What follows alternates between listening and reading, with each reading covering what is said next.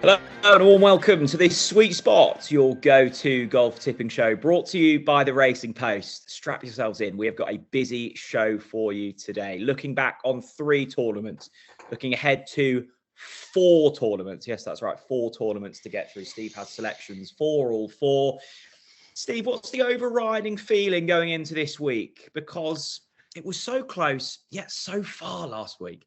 It was disappointing, Jack. Yeah, had David Rivetto won the STC Championship, then we'd still be eating ice cream now. We'd have smiles on our faces. But he finished third.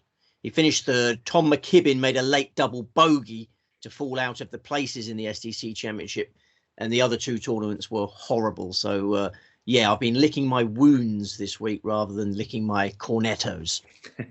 I'm glad you're not looking anything else. They're much like golfers. I think with punters, you get into somewhat of a flow state, don't you? Particularly with golf tournaments, when you've got multiple tournaments to follow. I just struggled last week. You had the rain or the delays over in on the PGA Tour. The DP World Tour event wasn't televised. And then our live golf has never quite got going. It just felt a little bit clunky for me. Well, yeah, I think the PGA Tour have got to hold their heads in shame again, really, because they keep messing up, don't they? I mean, they should have brought the tee times forward for that final round of the Cognizant Classic. Thunderstorms were forecast. They sent them out in 2 balls at the normal times. And again, you get another messy Monday finish. And the SDC, I mean, that was a tough one to follow. I was fortunate. I had a friend with one of those sticks. I won't name him. I won't name him because I think these sticks are quite illegal, aren't they? But he had a stream on one of these sticks, and he was updating me on the progress of David Rivetto, who had a chance until just the closing few holes, and we had a lot of fun with David. Well, let's start there, shall we? In the SDC Championship, it was won by Jordan Gumberg. It was the 3rd first-time winner on the DP World Tour in as many events. So once again, much like the PGA Tour, it's incredibly difficult to find the winners on all the tours so far this season for golf punters. It was a good showing from just one Rivetto, so that gave us some place money. Robin Williams squandered a 2-shot lead with just 2 to go, went to a playoff. Gumberg hold the putt. Very clutch from him down the straight. Yeah, he was about 400 to 1. Very difficult to identify. World number 669 heading into last week. No real clues that this was going to happen. A 28-year-old American playing on a sponsor's invite. He'd won a few tournaments in Florida, a few minor tournaments in his home state, a couple of top 5s on the Challenge Tour. But I think the only clue you had was that he lives in Coconut Creek, which must be such a relaxing place. Yeah, how chilled out must you be? I mean, he was very, very composed in that playoff. I was thinking, how chilled out must you be if you live in Coconut Creek, Jack? I mean, knowing you've got a plentiful supply of coconuts to fall back on no matter what happens. So had I known he was living in Coconut Creek, I might have shown a bit of interest. Do any golfers live in Coconut Creek? Is it I don't think so. Populated area. I haven't identified any. No, it's quite a small city. There's a city called Coconut Creek. I've looked into it. He plays out in Florida. Yeah, it's a lovely little place in Florida, and the golf club he plays out of is Adios Golf Club in Coconut Creek. So I think he's got a great life anyway. But now, Jordan Gumberg now has got DP World Tour card for a couple of years. I mean, 400 to 1 win. I know we found Darius Van Driel the week before. He wasn't quite as big at that as that, but still a big price. How are you approaching these tournaments? Are you just hoping that it turns a little bit, or are you expecting more big prices in the coming weeks? Yeah, the worm will turn. I mean, we had a 90 to 1 shot finish 3rd, beaten by a 400 to 1 shot and a 150 to 1 shot. So we can crack a big price winner. I'm feeling really good, Jack. I mean, last week was disappointing overall. But I'm feeling really excited about this week. You can't contain me this week, actually, Jack. My wife's been trying to contain me in the last 24 hours because I came in last night. I came in about 11 p.m. last night. I did a sort of 16-hour shift on these 4 tournaments yesterday. Oh, working till 11. I thought you. I worked till 11. I started a snooker club or something. Right. No, I started about 7 in the morning. Finished about 11 p.m. The wife's expecting me to come in a sort of broken man from that long day in the shed. I was coming in absolutely buzzing. I said, "Oh, darling, that's my last Monday shift done. We're going to have 4 winners this week, and that'll be that. I can concentrate on my exercise regime and mental health. Yeah, I'm. Do you break for lunch? Do you do you get it brought to you, or do you literally just stay in the shed? No, I get it brought to me actually. Yeah. So my wife does a sterling job of supplying lunch for me. Yeah. So yeah, it's a long shift, but as I say, I'm absolutely buzzing about the week ahead. I feel like I've absolutely sussed it out. I know, gamble responsibly, don't get carried away.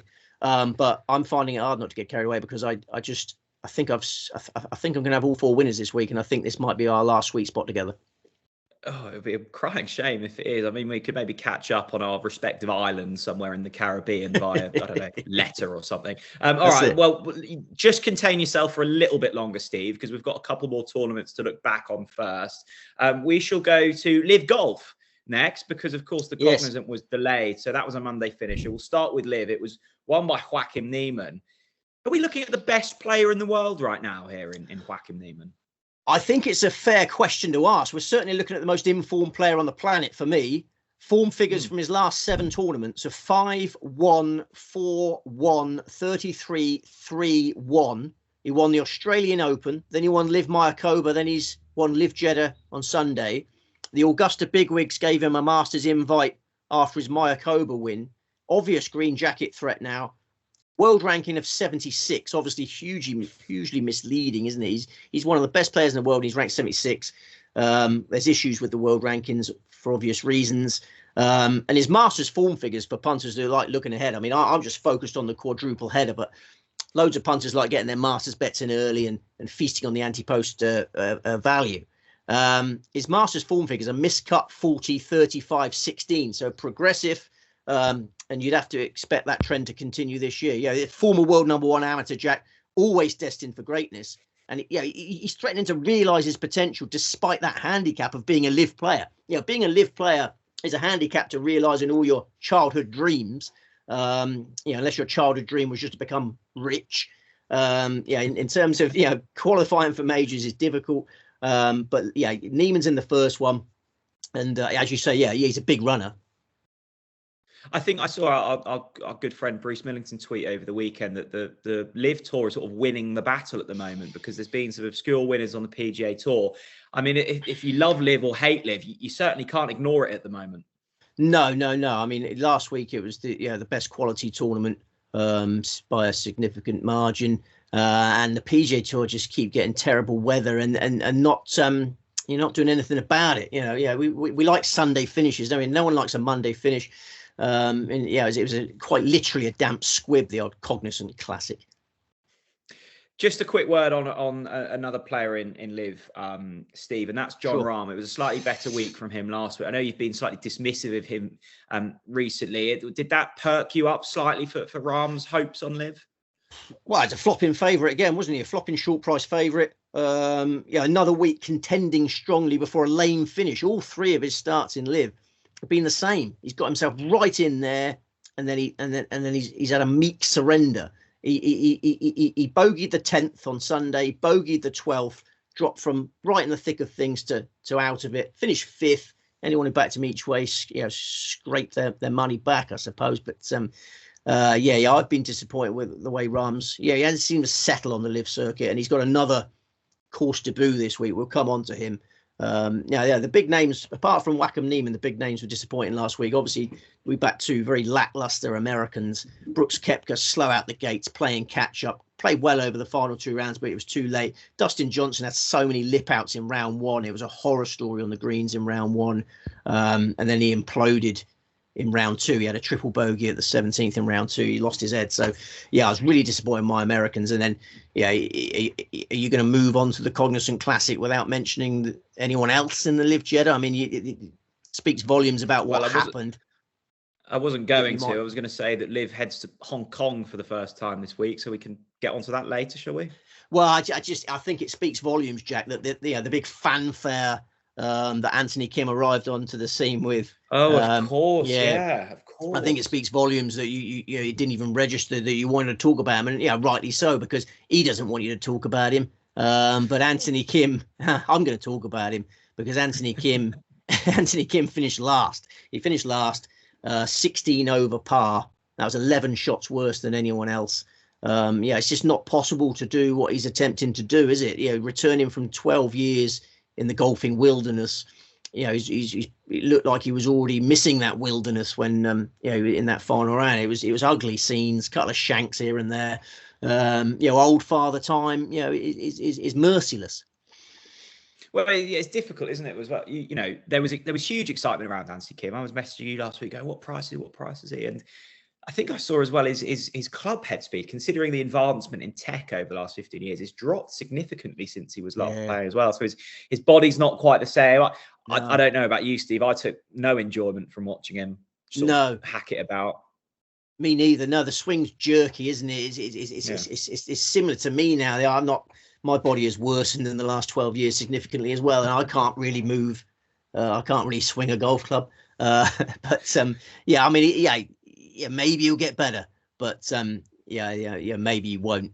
And it could be a horrible flop.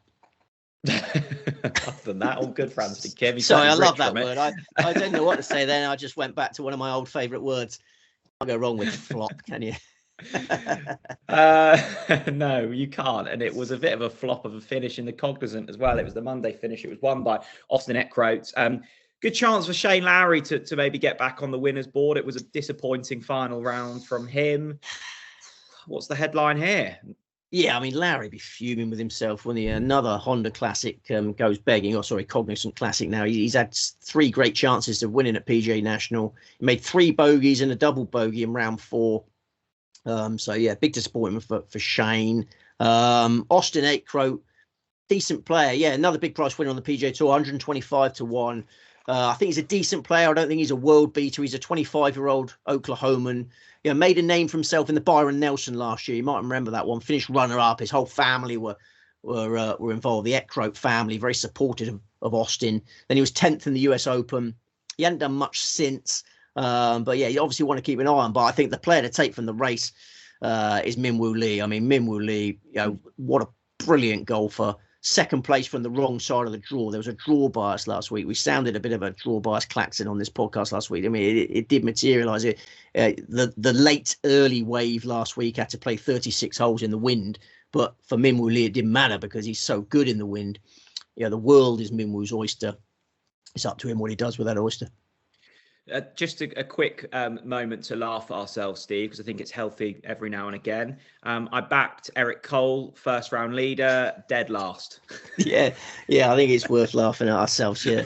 No, I mean, I'll tell you an interesting thing. You've already mentioned Bruce on this podcast. Yeah, Bruce used to get really angry with me whenever I talk about momentum in sport. Then he says it only happens in, was he say Formula One's the only one? Well, he said it doesn't exist. Yeah. He said it doesn't exist. But I do think a round of golf, momentum is a thing. If Bruce was on here, he'd be ripping my head off now. I'm relieved he's not, because I think in a round of golf, momentum is crucial, actually, because over those early holes, Eric Cole played really well. He set up 3 great birdie chances on the first 3 holes, missed those 3 putts.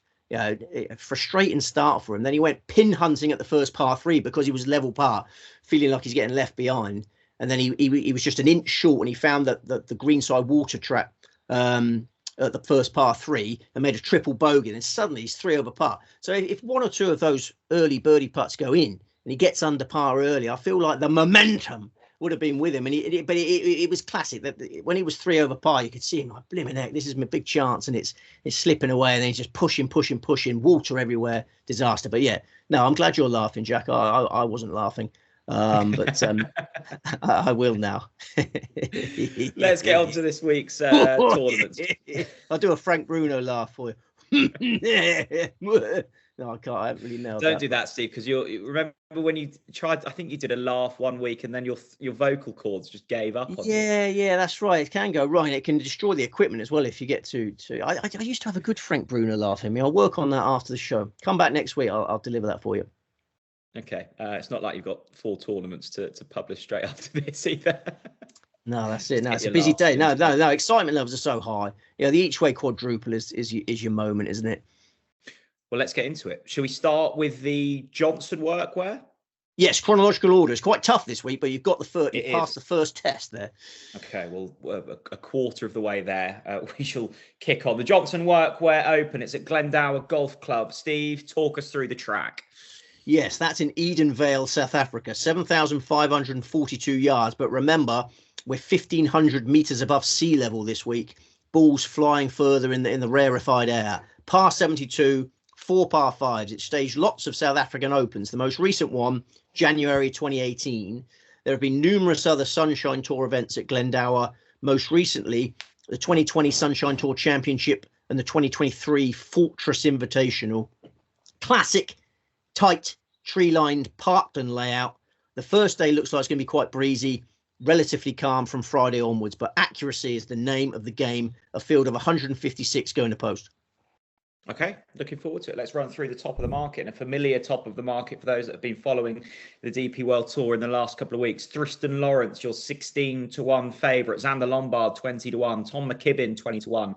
Alongside Ewan Ferguson, Jordan Smith, 25-1. Rakuya Hashino, 28. Bigger the rest.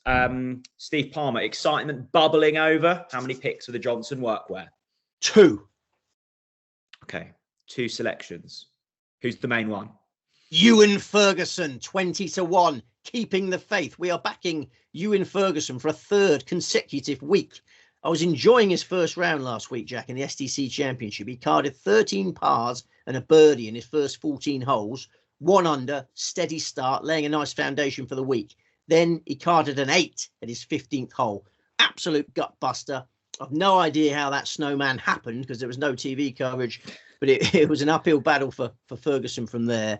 He didn't play great in round 2, but excellent over the weekend, Jack. The 8th best player in the field for greens in regulation on Saturday, the 3rd best player in the field for greens in regulation on Sunday, a bogey-free 68 on Sunday meant 20th place.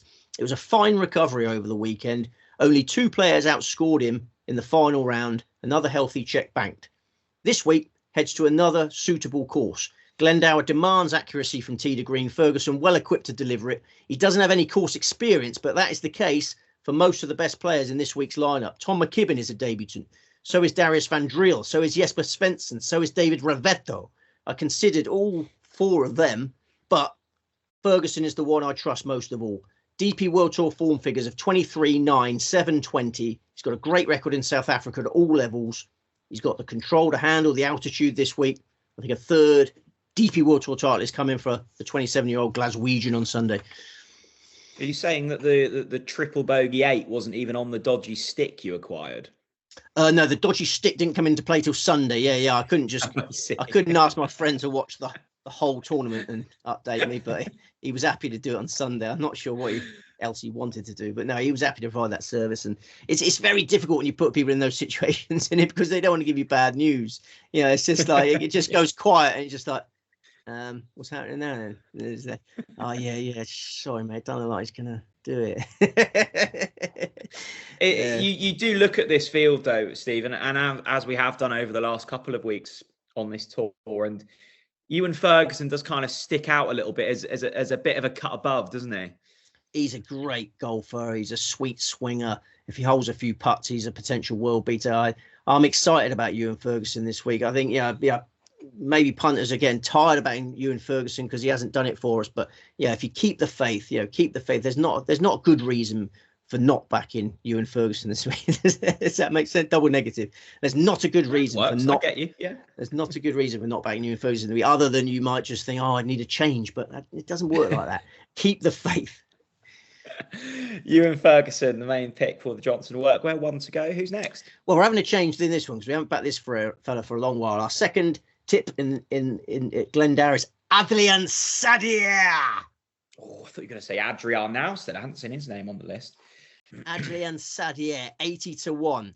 As I say, not many lively candidates for success this week have competed at Glendower before, but Adrian Sadier very much has, and he loved the assignment. He made his Glendower debut in the South African Open in 2018, carded rounds of 68 and 63 to share the halfway lead. Eventually finished the tournament in 7th place. This is his second appearance at Glendower. He's won on the Challenge Tour, I've always thought he was good enough to win on the DP World Tour. He's 31 now. Maybe the time has come. He's got some other form in Africa. He was runner-up in the 2017 Kenya Open, 6th in the 2013 Nelson Mandela Championship, 7th in the 2022 Dimension Data Pro-Am. He's got more than a decade of experience competing in South Africa. He can handle the Kikuyu grass. He can handle the altitude. He's had a really encouraging fortnight, Jack. He finished 23rd in the Kenya Open, closed with a 67. Then he was 31st last week in the STC Championship, closed with a 69. Only 9 players outscored him on Sunday. He made 6 birdies. He was 3rd for greens in regulation on Saturday, 8th for greens in regulation in round 4. So like Ferguson, Saddier hitting it great over the weekend. I think they're both taking their A game to Glendower. Okay, that seems like, a good pair to go to battle with. Just looking at the favourite for this event, Steve, you know how you get some people who, I don't know, listen to the Arctic Monkeys or something before anyone else. Do you get a similar feeling with Thriston Lawrence, that you kind of found him before he was cool and favourites for tournaments? Yeah, I guess so. Yeah, I guess so. Yeah. I mean, we obviously we've had a love-hate relationship with Thriston, haven't we? Because we loved him when he won the Joburg They're the Open. best kind of ones, I think. Oh, well, yeah, I think so. Is that you and your lady friend, Jack? Is it tumultuous? She doesn't watch. No. I still love Thriston Lawrence. I always love Thriston Lawrence, but obviously he let us down a little bit at the end of last year, didn't he, with the capitulation in the Joburg Open? But he's a short price favourite for me, Thriston. I can Tom live without Kibbin, any fancies there? Because he sort of lured us in last week, didn't he? Yeah. Such disappointing finishes to his round on Saturday and Sunday. Obvious contender, but I just think Ferguson's the more solid option. Okay, that's the Johnson Workwear Open. That's a mouthful when you say it quickly. We'll recap all of the selections at the end of the show, so don't worry if you've not jotted them down just yet. We shall head next, Steve. I'm trying to get my second right in the chronological order. Puerto Rico Open. Well done. Yes, it starts just before the Arnold Palmer Invitation. So chronological order fans, go with this. Okay, so halfway there. I'm passing the Steve Palmer test at the moment. We are at Grand Reserve Golf Club, Country Club. Talk us through the layout. Yes, it's in Rio Grande, Puerto Rico, 7,506 yards, par 72, 4 par 5s. Puerto Rico Open host since 2008. Flat track, paspalum grass, can be overwhelmed by long drivers. We've got sunny, warm weather all week, light to moderate breezes, a field of 132 going to post. Okay, let's take a look through the top of the market. Rasmus Højgaard, your 18-1 favourite. Next up, Aaron Rai, Daniel Berger, and Christopher Gotterup at 22-1. Rio Hisatsuna, 25-1. Ben Griffin, 28-1. Bigger the rest. I'm being tested with the pronunciations this week, Steve. Yeah, that player that you were tested on is the one I'm most interested in. I think 28-1 is available as we live and breathe. So we'll come on to that. Well, sorry, how many selections? And we will get onto it. One. You really are interested. Very interested. To be fair, you said the one that I was struggling with the pronunciation of. I think I struggled with all 3 of them. So even I'm guessing here. Who's the sole selection of this tournament?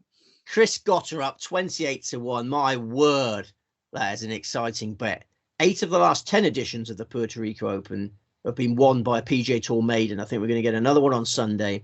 In decent weather, as I mentioned, this course suits long attacking players. There are a load of birdies out there. Gotterup emphatically fits the bill. He's the second longest driver on the PGA Tour. Cameron Champ edges him slightly at the moment. That big dog ability is a huge asset this week, but the quality of Gotterup's approach play in the Cognizant Classic last week makes him the complete package for this Puerto Rico Open. Gotterup gained 7 strokes on the field in the Cognizant Classic on approach last week from the wrong side of the draw. He was in with Minwoo Lee on the wrong side of the draw. 7 strokes he gained on approach. He didn't convert enough of those chances. He had a cold putter. He tied for 35th place in the tournament, but he closed with a 67, carded 6 birdies in round 4, headed to Puerto Rico full of confidence. He's teed up in this event only once before. When making his PGA Tour debut, he was ranked 1,685th in the world, and he finished 7th. He's graduated from the Corn Ferry Tour now. Last last month he WD'd in the Mexico Open. Don't worry about that. He carded a solid first round 69. Then he got ill. It was illness, not injury, not a problem. And feast on this bit of icing, Jack. Got a bit of icing to put on this Godder Up cake. I don't think I can do a sound which does justice to how thick this layer of icing is. You know, this could be used for the bass, actually. You need a big piping bag for this one. Yeah, you do need a big piping bag. Good knowledge, good icing knowledge.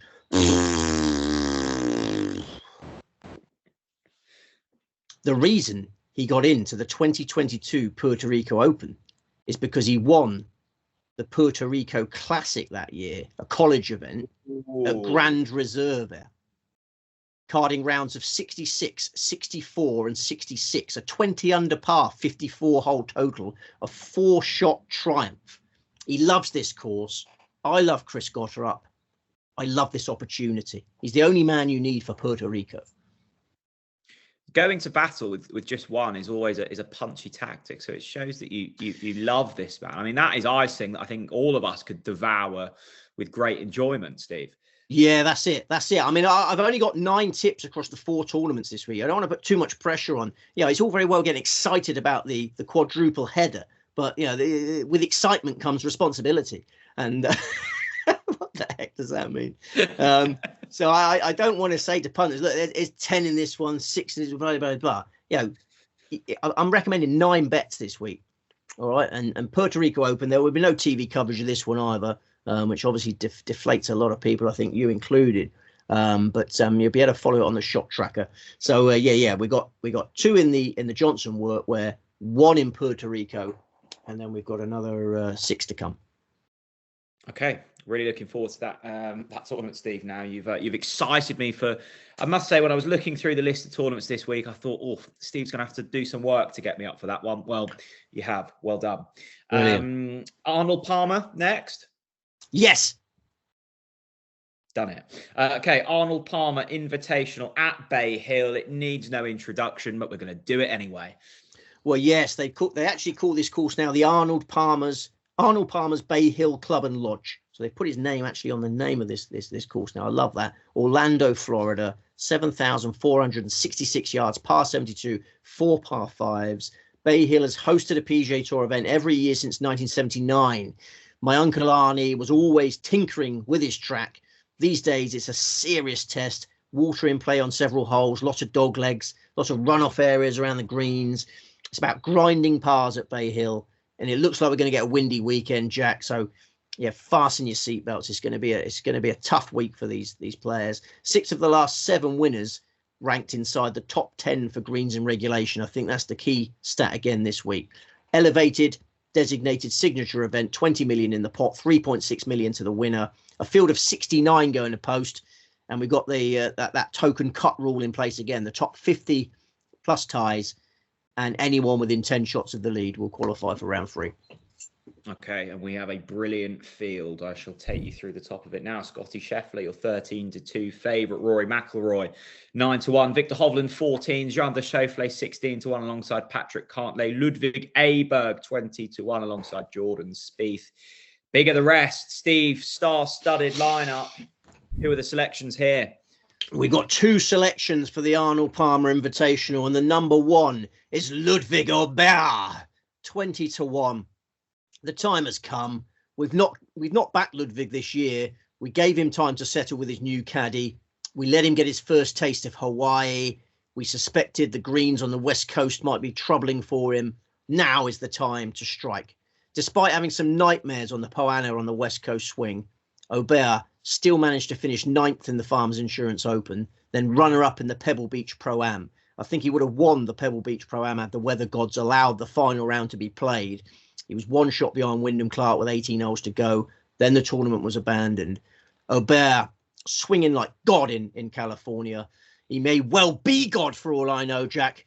My children go to a Church of England school. They come and ask me lots of questions about God, and I just direct them towards a giant Swede. Yeah, he's the closest. He's the closest thing I've seen to God.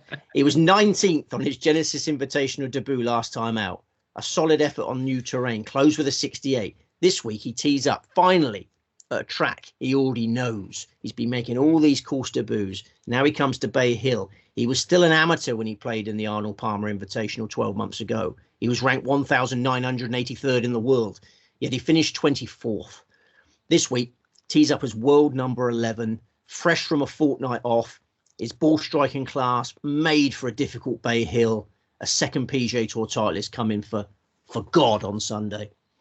I must say, Steve, I've been incredibly impressed by your discipline when it comes to backing Ludwig, because I know how much you love him, and he's been so impressive. Very much burst onto the scene like Michael Richards. Well, that's it. We haven't backed him since we last backed him for the RSM Classic.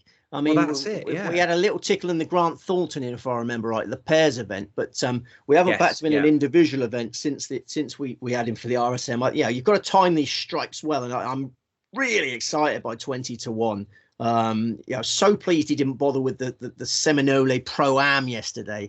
I don't know if you were following that one. No. Seminole is one of the most exclusive clubs in America, and they have this star-studded Pro-Am at this time of the year. And Aubert so focused on the Arnold Palmer Invitational, he didn't play in that Seminole. Yeah, he's all classes, Ludwig. You know, he knows he makes some good decisions. He turned his back on Live Golf. He knows the path he wants to go on, and he's making the right decisions. He's settled in nicely with his caddy now, and Joe Skovron. Joe Skovron made the controversial decision to axe Tom Kim. He said to Tom Kim, "I'm sorry, Tom, you're a bright prospect, but I'm going to potential world number one here." Joe Skovron's faith will be rewarded this week, I feel. Okay, yeah, well, we love Ludwig here on the Sweet Spot, so thoroughly looking forward to that. We've got Ludwig for the Arnold Palmer. We've got one more to come, and who's that? Yes, next best, Tommy Fleetwood, 28-1. I think the biggest threat to Ludwig Aubert will come from his Ryder Cup colleague. 3 of the last 6 Bay Hill events have been won by a European. I think we're going to get another one this week. Yeah, it's a difficult tee to green assignment. Lots of wind around, as I mentioned. That's perfect for Tommy Fleetwood. He almost won his first PGA Tour title in this state. We were on him for the 2020 Honda Classic. He finished 3rd. He found water at the final hole. He also finished 3rd in this event, the 2019 Arnold Palmer Invitational. He was 5th in the 2019 Players Championship. You put Tommy Fleetwood on a tough Florida track, he's got every chance of contending for you. He was 4th in the 2018 Honda. He was 7th in the 2018 Players Championship. He was 3rd in the Valspar Championship last year. This maiden PGA Tour title has been a long time coming. I think Bay Hill is the ideal location for it. He won his first event of this season, the Dubai Invitational. A real morale booster at the start of the year. Defeated Rory McIlroy in a duel, if you remember rightly. He was 10th last time out in the Genesis Invitational. So, I think Tommy Fleetwood's got loads going for him. 2-pronged European attack. I don't know if it's just been a long 2024, Steve, but that Dubai Invitational feels like it was about 4 years ago. I'll make you right there. Right. It may well have been. Yeah, it does seem a long time ago, doesn't it? But it was a nice little starter for Tommy. He hasn't really played badly all year. We all know he's good enough to win on the PGA Tour. This is such an exciting week. I just can't be contained. The names of Scheffler and McIlroy and Hovland, Schauffele, none of them take your fancy? Well, Scotty Scheffler, my word. I mean, he's the right favourite, isn't he? 13-2. Can we back him at 13-2? I mean, his tee to green class counts for so much round here. He won it for us in 2022. But he's losing his mind in the Genesis, wasn't he, last time out? He was literally losing his mind. I mean, his putting nightmares are scary now, because did you see him launch a ball into some trees? He 3-putted a par 5, didn't he? And then he was so frustrated, he launched his ball into some trees. And it's a difficult situation for Scheffler now, because everyone's talking about it. Even his peers are talking about it. Did you hear Rory McIlroy said that he should switch to a mallet putter? Because Rory, did he? Rory McIlroy was talking about how he's had putting problems through his career, and he switched to a mallet putter because mallet putter more forgiving than the blade, and he said Scotty should consider that. And Scheffler must hate it when they start. He's got his peers talking about his issues. And you know, is he too proud to switch to the mallet? I can't see it happening this week. I haven't seen any footage of him this week. I'd be very surprised if he just goes, "Oh, okay, Rory, I'll do what you said." Yeah, it's like Michael van Gerwen listening to sort of Gerwin Price, isn't it? In the darts world, and saying, "Oh, I think you should use these darts." So I don't know, but you know, Scheffler's got issues with his putting. I can't back him at 13-2 after that Riviera putting performance. It was abysmal, and as I say, I think between the ears now, there's a lot going on. Okay, yeah. I always think when players, get to that level, and particularly, Scheffler, who is one of the elite, it's got to be up here, hasn't it, when it comes to putting? Like, yeah, you can change putters all you like. It's not going to make a huge difference. Yeah. I mean, yeah, maybe the mallet is the answer, but I can't see Scheffler making that switch now. Rory has suggested it. Tee to green wise, Scheffler's the best. We all know that. He is the most tempting. If I was having three, I probably would back Scotty Scheffler maybe as a stake saver, because if he putts well, he's gonna be bang in there. But I'm very happy with my two-pronged attack in this. 9 tips, 4 tournaments. Let's have it. Well, if you're happy, Steve, then so am I. We're on to the last of the tournaments. It's Liv Golf. It visits Hong Kong for the first time. It's at Hong Kong Golf Club. Talk us through the track. Yes, Fanling, Hong Kong, 6,710 yards, par 70, only 2 par 5s, the inaugural Live Hong Kong. But this venue has been used loads of times for DP World Tour events. The Hong Kong Open was a DP World Tour event from 2002 through 2018. Then it was an Asian Tour event in 2020 and 2023. Classic design, tight, fiddly, accuracy essential. The Honours Board tells you all you need to know, full of accurate drivers. Miguel Angel Jimenez was a 4-time champion here. I won't bore you with the Honours Board, but virtually all of them accurate plodders. We got plenty of wind in the forecast to make it even more tricky. It'll be windy at Bay Hill over the weekend. It'll be equally windy in Hong Kong. Fascinating weekend ahead. A field of 54 going to post, no cut, 54 holes of stroke play. Starts at 4:15 a.m. on Friday, live on DAZN and the Live Golf Plus app. Are you going to be up and at them for 4:15 on Friday? I'm basically a sleep-free human. I just don't sleep. My kids, my daughter's always waking me up at ungodly hours. I went to bed at about 1 a.m. last night, and then was woken about. I've only had about. You never seem tired though, or are you just good at sort of acting like you're not? Adrenaline. It's adrenaline, Jack. Yeah. I'm so excited by the quadruple header. I stayed up watching a bit of. There are certain people, and I'd definitely put you in one of as one of these, who could have like 4 hours sleep and they're just absolutely buzzing still. I honestly, if I get less than 8, I am screwed. Oh. Yeah. Well, Margaret Thatcher was the famous one, wasn't it? Margaret Thatcher always used to have 4 hours sleep a night. I know she's a very polarizing character, but a lot not of people, because of her sleep. A lot of people think the greengrocer's daughter was the greatest prime minister you've ever had. A lot of people despise her, but you should never talk ill of the dead. So what the heck am I talking about now?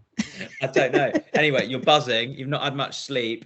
We've got a familiar favourite here as well. It's Jon Rahm. He's 5-1 for Live Golf Hong Kong. Joaquin Niemann, last week's winner, 7-1. Tyrrell Hatton 12s alongside DeChambeau, Taylor Gooch, Dustin Johnson 14s. We know the names at the top of the leaderboard here, Steve. How many picks? Oh! 4 Live Golf. Who's the first? I might have destroyed the equipment, so I'll just let the equipment settle back. Sometimes does it in if you do that sort of caper. Number 1 selection for Live Golf Hong Kong is Sergio Garcia, 22-1. Sergio Garcia, who is made for the Hong Kong Golf Club assignment. It probably reminds him a bit of his beloved Valderrama. You just have to hit it straight round here. You have to hit it straight at Valderrama, or you'll be in the trees with no shot. Garcia's career has been built on crisp ball striking, precise driving, controlled approaches.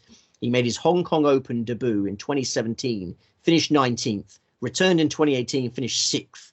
I think those progressive form figures are going to be improved on his 3rd visit to this track. Garcia was a playoff loser to Joaquin Niemann in Live Mayakoba at the start of the season. Mid-division in Vegas, 15th last week in Jeddah, closed with a 65. Only 3 players outscored Garcia in Jeddah on Sunday. I think he could be the man to beat in Hong Kong. He used to make a habit of picking up titles in Asia. The 2002 Korea Open, the 2009 HSBC Champions in China, the 2012 Johor Open, the 2013 Thailand Golf Championship, the 2015 Ho Tram Open, the 2018 Singapore Open. He loves a trip to Asia, does Garcia. I think an overdue first Live Golf title is coming on Sunday. I do sometimes forget that Sergio is playing on Live. I really shouldn't, but when you said his name, I thought, oh yeah, he's still going quite well. Well, he's one of the big signings early on, isn't he? And then obviously some other big names come on, but he's still got loads of ability. How old is Sergio now? 44, I believe. Yeah, 44. I thought he was older than that. 1 year younger than me, so I'm hoping he's still got lots in the tank. Don't know why I laughed there. It's a very true statement, Steve. Don't laugh at my empty tank, Jack. That's just cruel. As we know, it's far from empty, Steve. Sergio Garcia, number 1 pick for Hong Kong Live Golf this week. 3 to go. Who's next? Cameron Smith is our next best at 20-1, who doesn't get on with the greens of Jeddah. Says he can't read the Jeddah greens. I think he was beaten before he started last week. He was talking so negatively about the greens, and he was moaning to the on-course reporter during round 1 about all his early holes playing into the wind. He was joking to the reporter. He said to the reporter, if the next hole's playing into the wind, I'm off and I'll see you in Hong Kong. He said, I'll see you in Hong Kong. Hong Kong was already on his mind last week in round 1 of Jeddah. So, yeah, I would ignore that lackluster effort in Jeddah on a course he doesn't like. Back him at a juicy price for a course he loves this week. He's a massive fan of Hong Kong Golf Club. A decade ago, he was an Asian Tour player. He was making his Hong Kong Open debut. He was ranked 304th in the world rankings. He was under pressure because he knew a decent week in Hong Kong would get him into the PGA Tour event that was coming up, the CIMB Classic. He didn't have his best stuff in Hong Kong, battled well, finished 9th in Hong Kong. That earned him a PGA Tour debut in the CIMB Classic.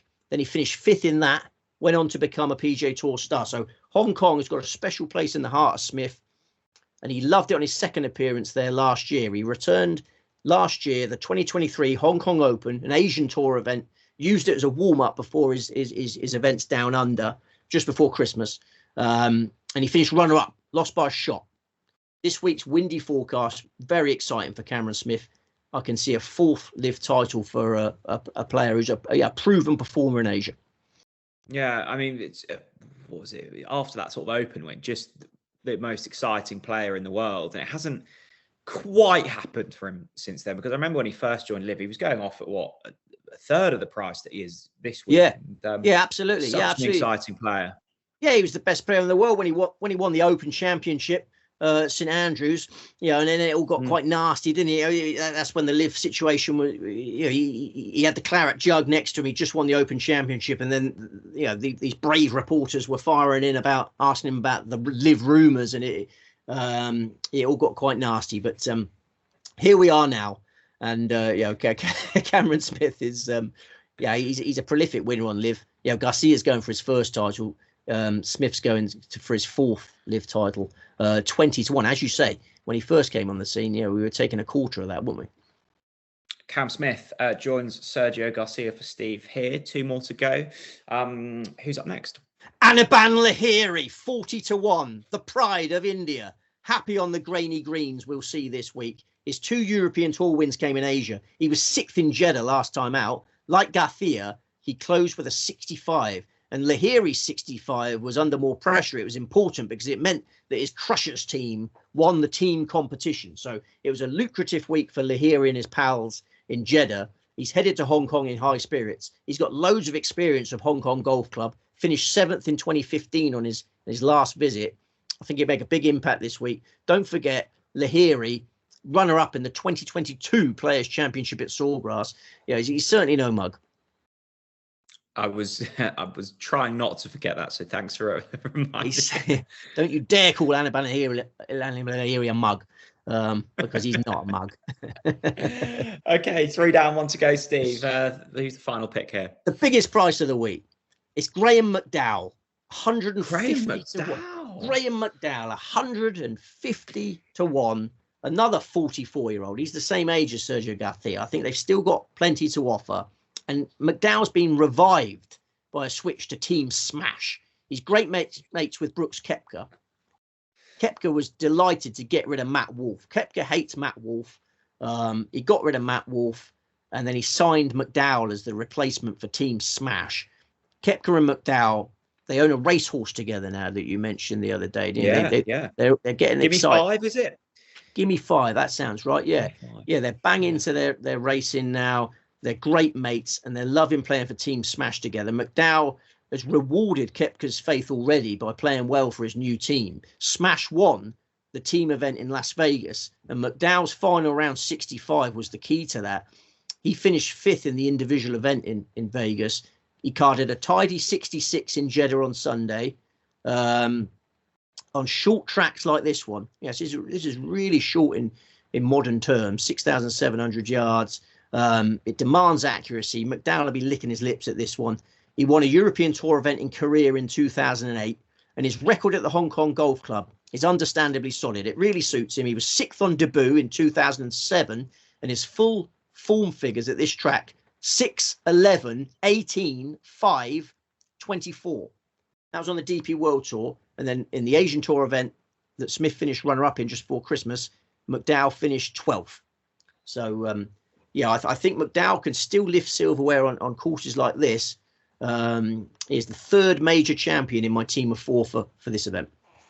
Well, I didn't expect to hear G-Mac's name this week, so we'll end it there. That was a pleasing way to end proceedings, Steve. Well, that was a mammoth episode, wasn't it? 4 tournaments. I mean, I'm exhausted. Your tank is still very much still going. How do you now go into this week? Because you've expended so much energy on previewing and writing and speaking. Do you now have a little dip before the tournaments start? I will go out for my usual Wednesday night tinctures. Wednesday night is always the calm before the storm. I will go out on Wednesday night and try and get away from it, and then on Thursday, boom. Is it the same group of you that go out on a Wednesday? Is it like sort of tradition? As you get older, Jay, you'll find that your friends, I know you've got a large peer group of friends, but they slowly but surely fall by the wayside. You start off when you're in your 20s and your 30s with a large group of friends, and then some of them die, some of them fall on hard times and have no funds to join you on these things. And then others get married, and their life becomes a little bit more disciplined and rigid. So slowly but surely the group of Wednesday night potential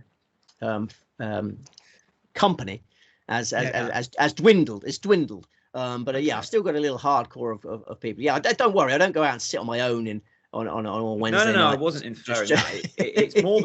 It's more the fact, I mean, we're both in quite, unique lines of work. So Wednesday is probably quite an unpopular night to go out and drink, just because, yes, you can't rock up to sort of your insurance sales job hungover, can you? On the Thursday you're morning, absolutely right. You're absolutely right. The man that I usually go out with on a Wednesdays is very, very, it's become very senior in the submarine business. And wow. And it is obviously a massive time for them, with all sorts of wars or theaters, as he likes to call them, going off around the world. So he doesn't like going in with a hangover on a Thursday, but sometimes I cajole him into it. But the submarine industry is absolutely booming, I think I'm going to try and lure him out on Wednesday, and hopefully it won't have any fallback on Ministry of Defence issues. You don't believe you wouldn't believe how important submarines are at the moment, Jack. It's a crucial. Well, when we get the Each Way quad up this week, then you can invest in submarines, and that's your passive income. Yeah, I may buy one, but Wednesday night I'll chill out, and then Thursday, Friday, Saturday, and Sunday I shall watch our Each Way quadruple come in. We should advise an Each Way quadruple. We should advise punters keep an eye on maximum payouts, because you don't want to waste stake. That confident, are you? Yeah. You don't want to waste stake money, because maximum payouts can be quite puny in relative terms with certain firms. If you're going to have an each way quadruple, you don't need to have it all in one bookmaker. Sprinkle it around lots of bookmakers, and then you won't get in trouble with maximum payouts. Okay, very good advice, Steve. We shall recap the selections for this week. Felt like an age ago we previewed this one, but it was the Johnson Workwear. Who we picking here? Ewan Ferguson, Adrian Sadia. Puerto Rico Open. Chris Gotterup. Get her up. Arnold Palmer Invitational. Ludwig Aubert. Tommy Fleetwood. And 4 in Live Golf Hong Kong. Sergio Garcia, Cameron Smith, Anaban Lahiri, Graham McDowell. And the each way quadruple I would recommend is Ewan Ferguson, Chris Gotterup, Ludwig Aubert, and Sergio Garcia. It's about 200,000 to 1 generally in the bookmaking village. So a 200,000 to 1 chance that I make about 13 to 8. Steve, on that note, we shall put an end to this week's Sweet Spot. Thank you so much. We've got the players to preview next week, haven't we? Yes, one tournament next week. So we go from quadruple header to all our eggs in one basket. We may be here, we may not, depending on this week's results. Thank you, Steve. As always, if you are backing any of Steve's selections, please remember to do so responsibly, and see you again next Tuesday for another episode of The Sweet Spot.